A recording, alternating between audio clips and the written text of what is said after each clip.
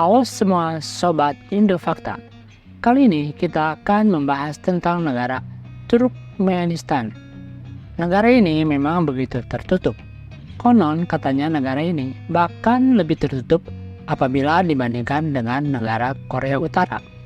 Hingga negara ini dijuluki sebagai negara aneh. Mengapa demikian ya?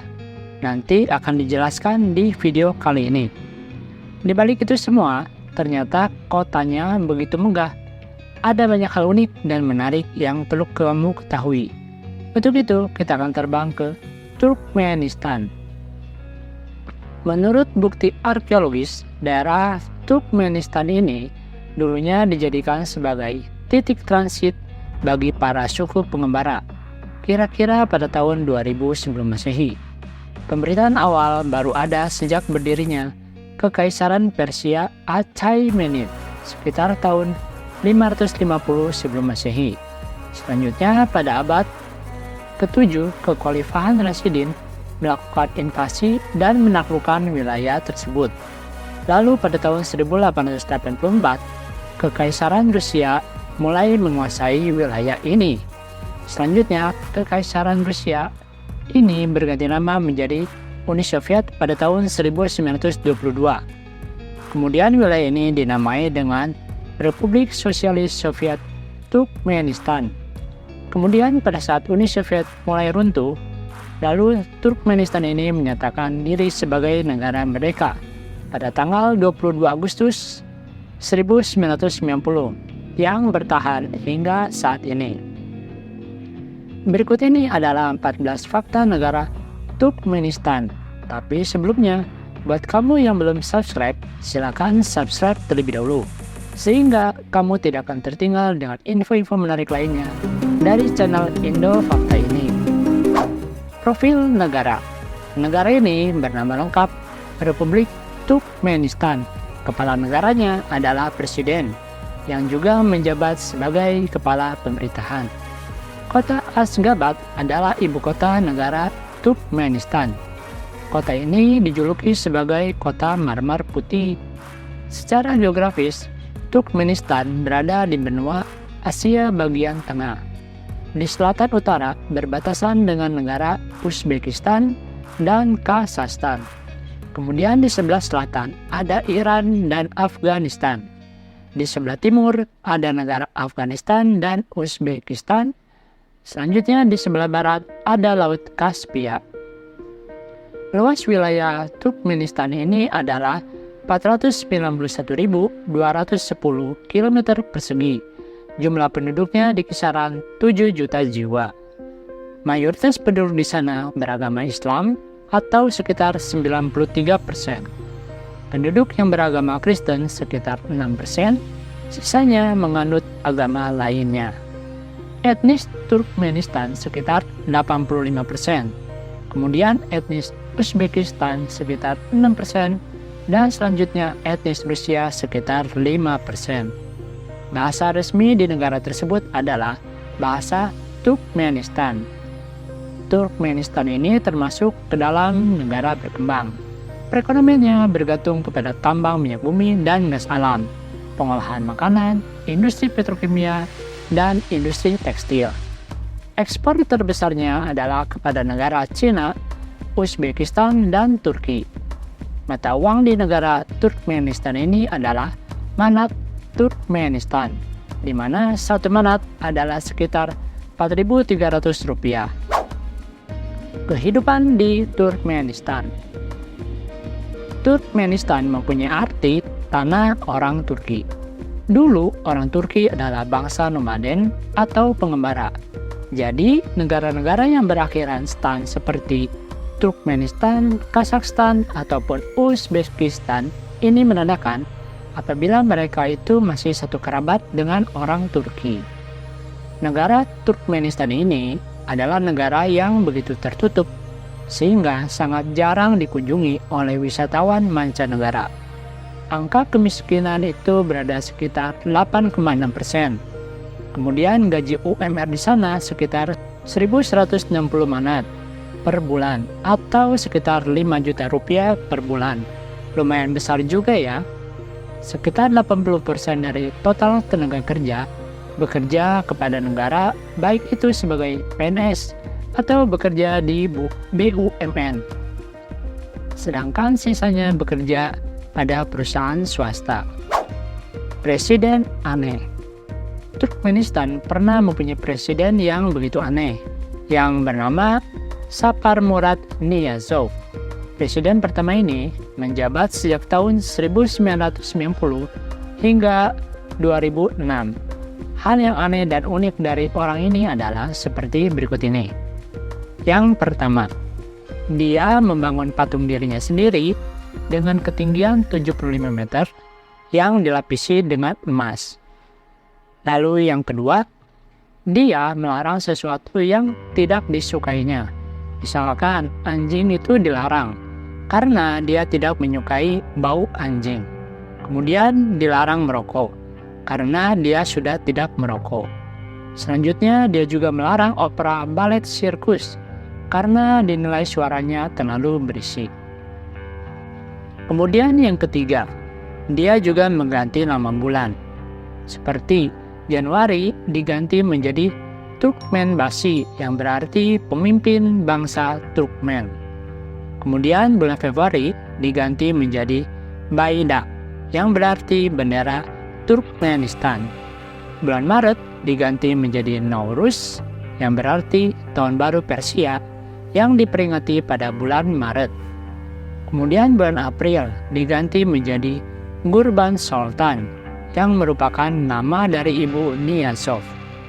Bulan Mei diganti menjadi Makti Miguli yang merupakan penyair Turkmen, dianggap oleh Niyazov ini sebagai guru spiritual termasyhur bangsa Turkmen.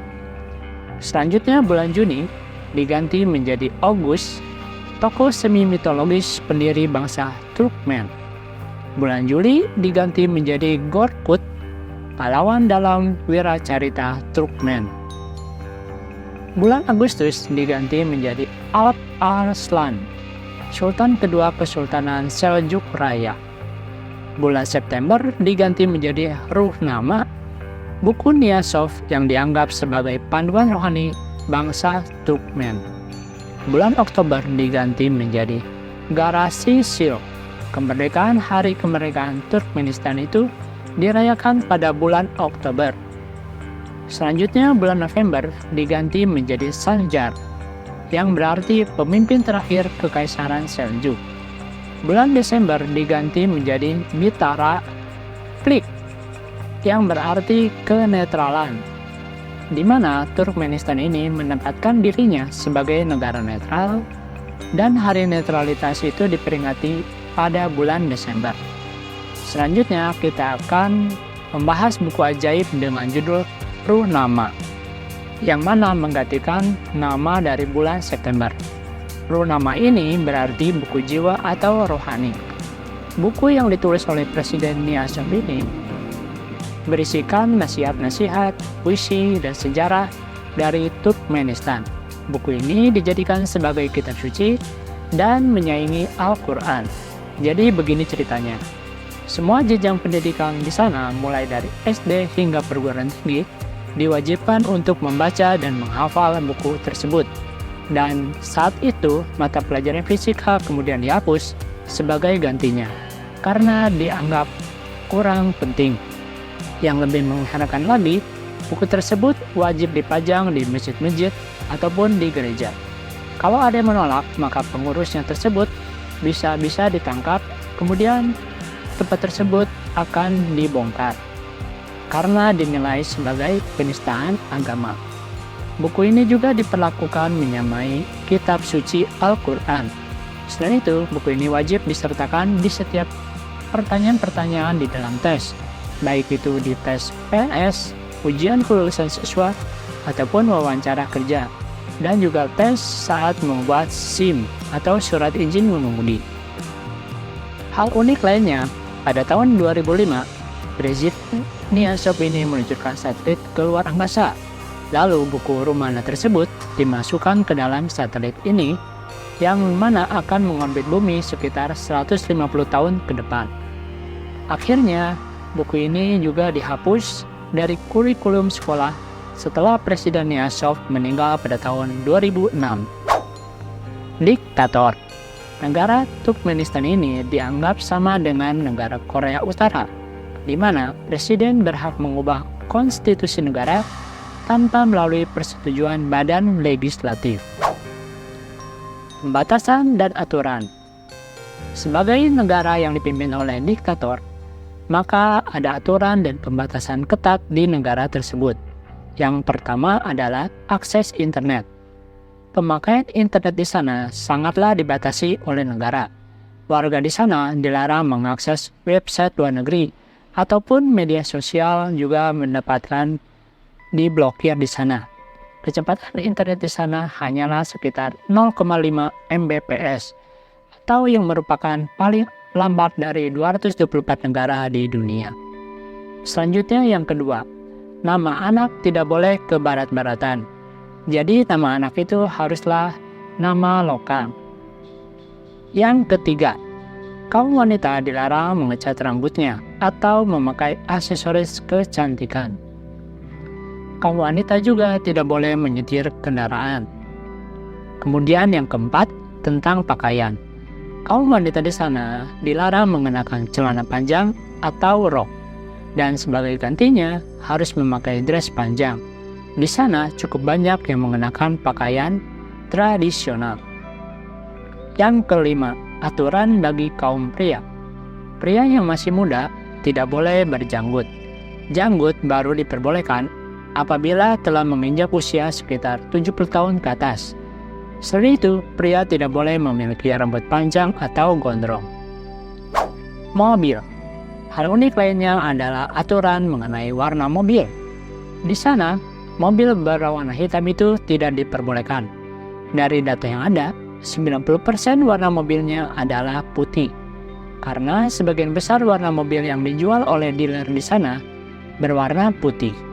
Hal unik lainnya, hanya mobil yang berwarna putih sajalah yang bisa masuk ke ibu kota. Memang di sana, warna putih telah menjadi obsesi tersendiri.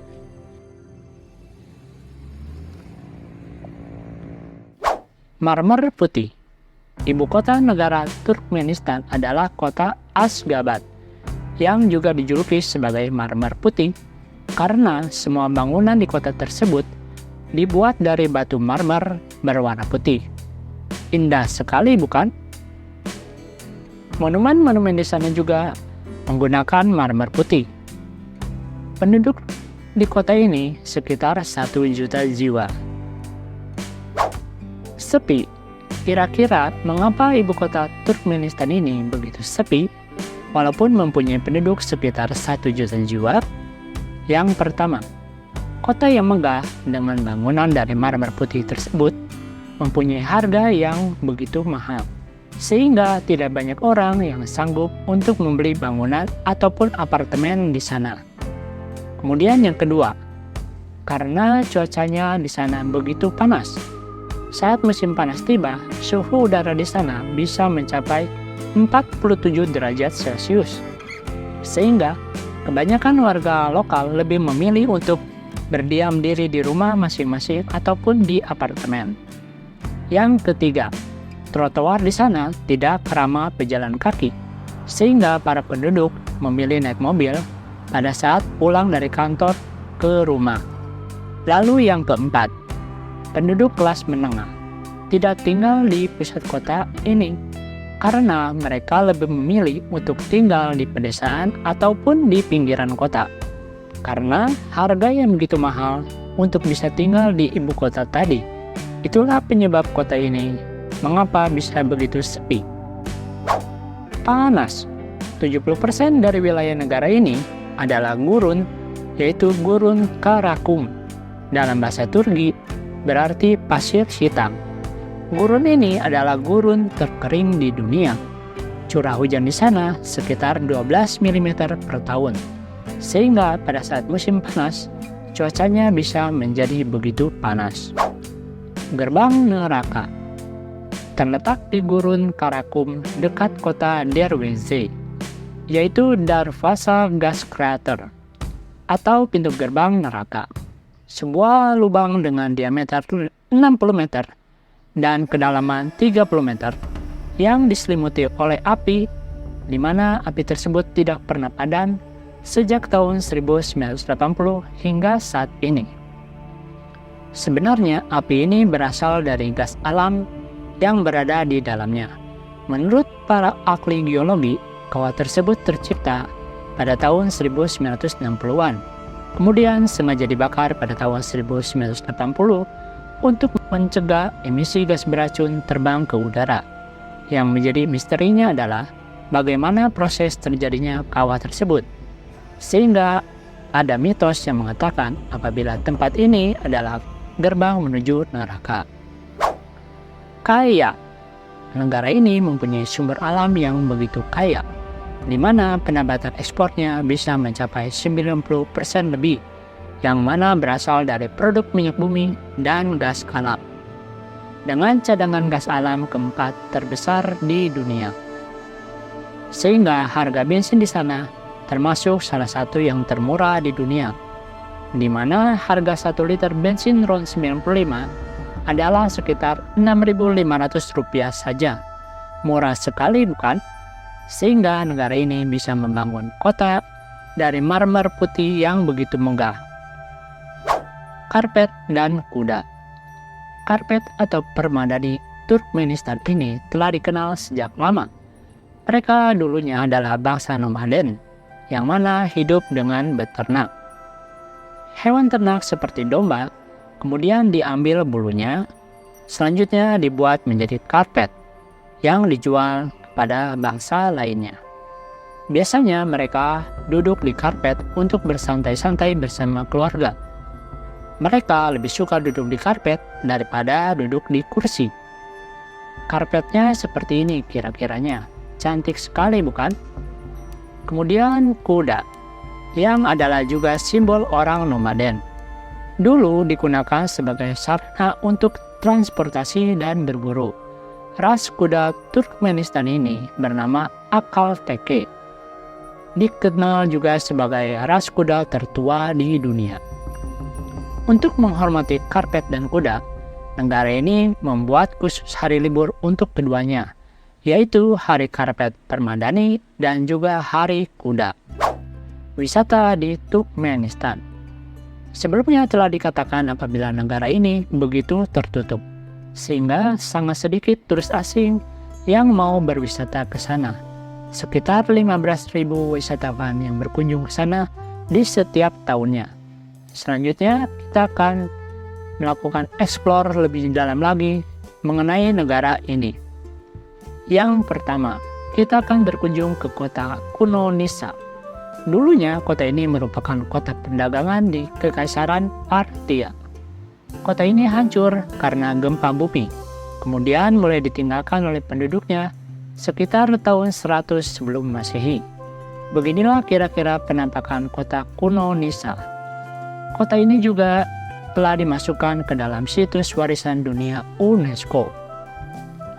Selanjutnya kita akan mengunjungi kota kuno Merv, yang telah dihuni oleh manusia sejak abad ketiga sebelum Masehi, yaitu pada zaman Kekaisaran Persia.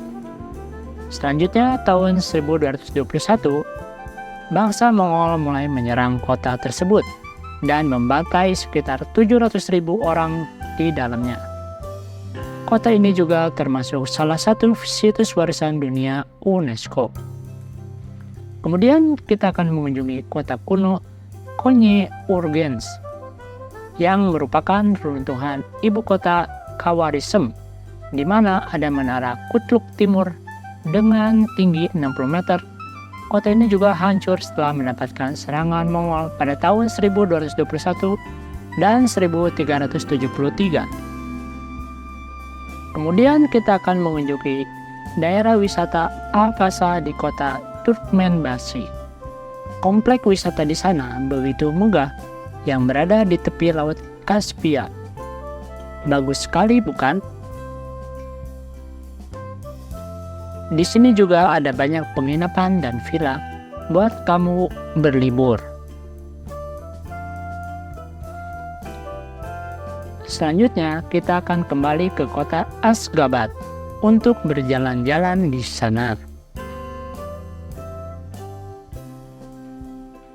Bandara Turkmenistan di sana juga begitu keren. Kita bisa langsung saja ke sana. Megah sekali, bukan? Semuanya dilapisi oleh marmer. Apakah kamu tertarik untuk liburan ke negara Turkmenistan? Hal unik di Turkmenistan, makanan bernama pilaf ini adalah makanan nasional di sana. Bahannya terbuat dari nasi, potongan daging, wortel, bawang bombay, dan bawang putih. Teh hijau adalah minuman nasional negara ini. Di sana sudah terbiasa untuk ngeteh hijau. Buah melon adalah buah nasional di sana. Bahkan ada hari libur sebagai peringatan dari Hari Melon yang diadakan setiap minggu kedua bulan Agustus. Demikianlah 14 fakta unik dan menarik tentang negara Turkmenistan. Terima kasih. Semoga bisa menambah informasi dan pengetahuan bagi kita semua.